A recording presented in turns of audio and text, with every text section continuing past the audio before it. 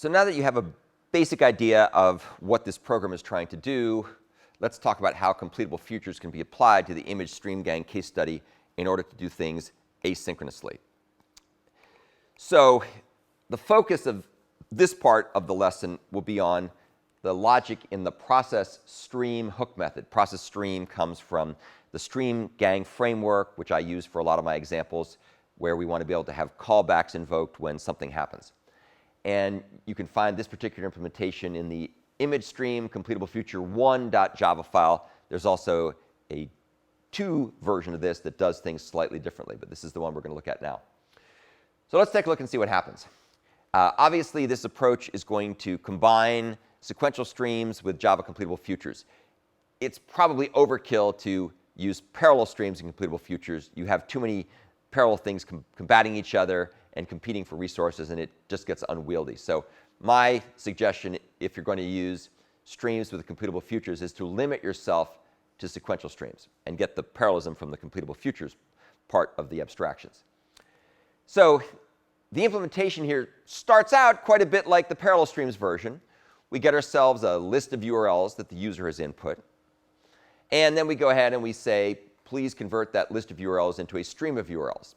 So far, so good. That's pretty much identical to what the parallel stream version did, except that would say parallel stream, not sequential stream. However, at this point, we diverge wildly.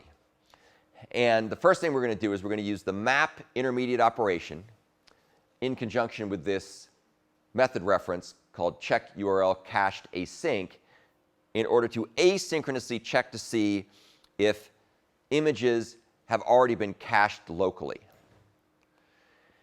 And what this does is this map method converts the stream of URLs coming from the .stream factory method into a stream of completable futures to optional URLs.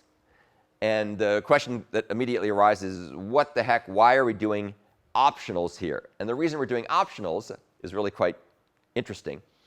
The reason we're using optional as the return value is it could very well be the case that the URLs are already cached, in which case we do not want to download them. So if an image is already cached, we're going to give back an empty optional for that image. And then later elements in the stream will just ignore empty optionals. So the optional only has a value present if the URL was not cached earlier. So that's what's happening here with map, the first map.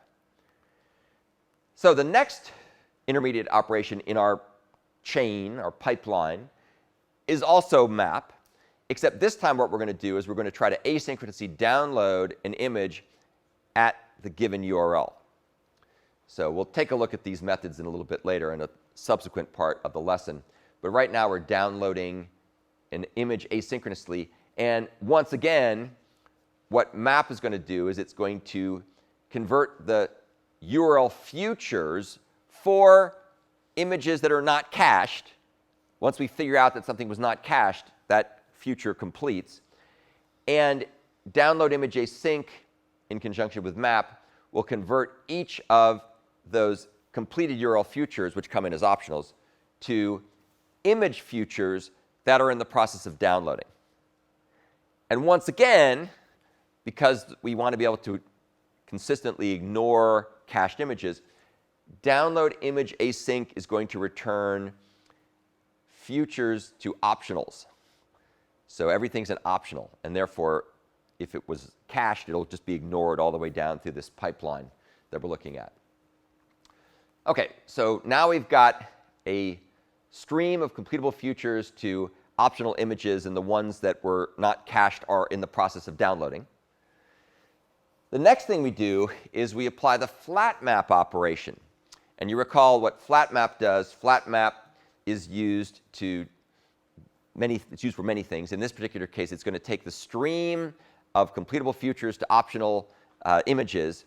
And when those futures complete, and there's actually a real image that's been downloaded, not an empty optional, it will go ahead and asynchronously filter and store the downloaded images on the local file system. This So that's what's happening here with apply filters async. So flat map converts the completed image futures that are not empty into filtered image futures that are in the process of being transformed and stored asynchronously.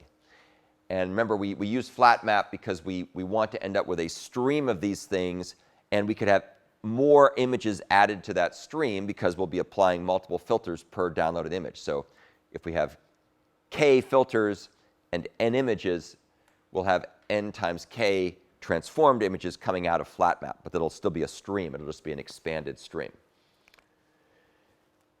The next thing we do is we use collect, which of course starts all the balls in motion. So at that point, we're actually doing something. Up to this point, we've just been arranging to do something.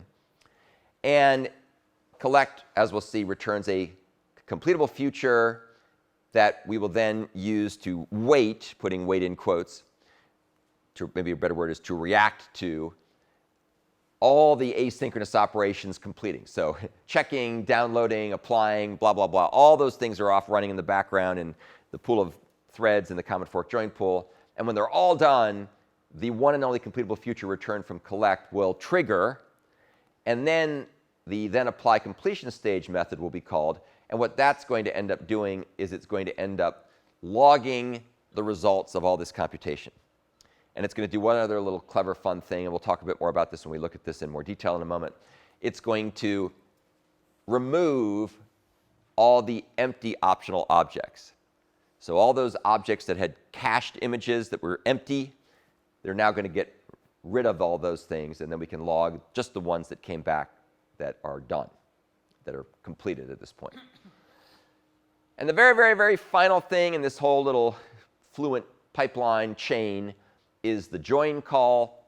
As usual, we want there to be one and only join call in this implementation strategy because we don't want to have a situation where we're impeding the inherent parallelism by blocking too much.